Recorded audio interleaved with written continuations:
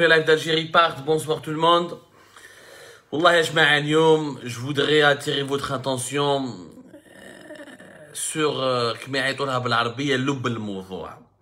On va s'intéresser ce soir à la problématique mère ou au problème originel qui suscite tous les problèmes de l'Algérie actuellement. بلادنا اليامات هذو راهي في واحد المرحلة غريبة غير عقلانية. L'Algérie traverse aujourd'hui une période qui est irrationnelle.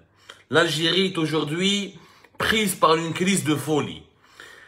Les guerres, les théories de complot, le pays qui voit des ennemis partout. كتشوف اليوم le régime algérien كتشوف يعني الحالة السياسية الجزائرية اليوم الشأن السياسي الجزائري. Je vais essayer de parler dans toutes les langues que peuvent comprendre les Algériennes et les Algériens. Parce que الوضع راهو خطير واليوم je vais vous raconter encore une fois l'origine du problème. Je vais vous dire pourquoi en ce moment وعلاش بلادنا ما راهي في وضع خطير وفي ما كان حتى استقرار سياسي. L'instabilité du pays, on va l'expliquer aujourd'hui parce qu'elle ne s'explique que par un seul problème. ودوك تفهموا شنو البروبليم هذا. مي كي نشوفوا اليوم الشأن السياسي الجزائري qu'est-ce qu'on voit? On voit que c'est un pays qui est devenu qui est en train qui تشوف شنو صار في الجزائر تقول لك c'est un pays en train de devenir fou. البلاد هذه c'est une folie collective. Le régime algérien et les décideurs, l'ensemble des autorités algériennes, depuis pratiquement plusieurs mois, depuis le début du coronavirus Covid-19, mis à part la pandémie, c'est pas un complot, tout le reste c'est un complot. La nouvelle Algérie, avril 2019, ou les élections présidentielles de décembre 2019, ben avril ou décembre, le pays tenait un petit peu quand même. Il y avait cette joie de changement, cette espérance, cet espoir d'un avenir meilleur. On va enfin tourner la page des 20 ans de Bouteflika. On n'aura plus un président malade, on n'aura plus un président handicapé ou entre guillemets infirme. La Belgique, avec tout le respect que j'ai pour les personnes handicapées et infirmes, parce qu'en Algérie, le handicap est utilisé comme une insulte, alors que c'est une maladie et on ne devrait pas l'utiliser comme une insulte. L'espoir a duré entre avril et 12 décembre 2019. Le 12 décembre 2019 راح l'espoir. L'espoir راح كاع يا جماعة يعني ما بقى والو l'espoir. جا تبون نظام التبون مع الجزائر الجديدة شفنا سكيلا دوني. ومن بعد لا بانديمي تاع لا كوفيد 19 اللي عرات الجزائر وشفنا كاع لي بروبليم et les maux de la nouvelle Algérie, un pays qui ne tient à rien, qui n'arrive pas à gérer une crise d'eau potable, qui n'arrive pas à gérer la dévaluation de sa monnaie, qui n'arrive pas à gérer le chômage, qui n'arrive pas à gérer la situation économique, qui n'arrive pas à la redresser, qui n'arrive pas à gérer la crise des liquidités, qui n'arrive pas à gérer la pénurie de certains produits alimentaires. شفنا la pénurie de l'huile de table, شفنا la pénurie de certains légumes. شفنا يعني كي نشوفوا واش عاشت l'Algérie comme problème uniquement économique depuis décembre 2019 وواحد اليوم août 2021 يعني يعجب واش عشنا في عامين بالك ما عشناش في وقت بوتفليقه في 20 سنه. لا فيريتي ما نكذبوش على روحنا. لي كريز دو بوتابل, لي كريز دو ليكيديتي, لي pénuries de produits alimentaires, la chute de la monnaie, le chômage qui augmente, l'absence d'un projet d'une relance économique, l'appauvrissement accéléré de la population. Malgré au-delà de cette situation économique et financière, mais l'économie, les finances, ça arrive, c'est la pandémie, avec un peu d'effort, de réflexion, de cohésion, on peut redresser la situation. Ça, sur le plan politique, le nizam jazairi بين واحد الوجه يخوف. En ce moment, le régime algérien, c'est un régime de fou. C'est de la folie اليوم. الهبال اللي حاكم في الجزائر. كلش كومبلو.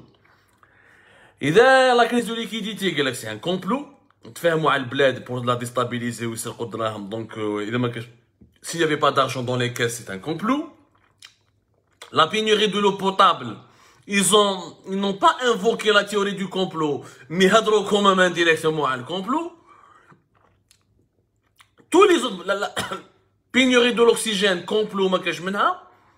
Les hôpitaux saturés, ils n'arrivent pas à soigner correctement les patients atteints gravement de Covid-19. C'est aussi un complot, c'est l'ennemi extérieur. Ou toujours le Mac, Rached ou le Maroc. Les trois, dans tous les problèmes de l'Algérie, le Mac, Rached ou le Maroc. Tout le reste, le régime algérien ne reconnaît jamais sa responsabilité. On essaie d'analyser le discours et les arguments du régime algérien. Le régime algérien dit je peux gérer, le pays va bien, tout va bien. Un problème, c'est quoi? C'est les complots qui sont dressés contre moi par Rached, le MAC ou le Maroc. Tout le reste, le régime contrôle. Donc, de la situation économique, à la situation sanitaire, au feu de forêt, aux pénuries de l'oxygène médical, à l'échec de la campagne de vaccination de janvier jusqu'à juin, voire juillet 2021. Tous les problèmes que l'Algérie a connus, c'est à cause des complots, tel le Maroc, tel le MAC, ou tel le Rached. De loin, il y a des observateurs étrangers qui suivent la situation en Algérie. L'Algérie est un grand pays. C'est un pays qui est en train de décliner. C'est un pays qui est en train de vivre une déchéance morale. C'est un pays qui est en crise politique, économique et sociale. Mais ça reste un grand pays. Il a une histoire, il a un parcours, il a un vécu, il a une image à travers le monde, etc. Les observateurs étrangers,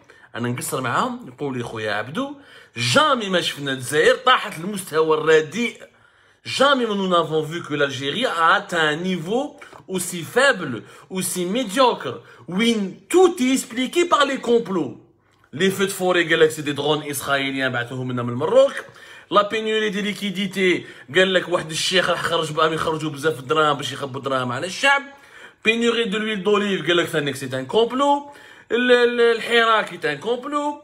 Les manifestations contre le chômage est un complot. كلش complot. يعني غير هما اللي مليح، غير النظام الجزائري راهو مليح. Certains expliquent la situation actuelle que nous vivons par la médiocrité des dirigeants, par l'absence d'un leadership fort au sommet au sommet de l'État algérien, par l'illégitimité, l'illégitimité des dirigeants actuels, et par les problèmes internes qui sont au sein du régime algérien. Tout ça, les quatre hypothèses, les quatre explications tiennent la route.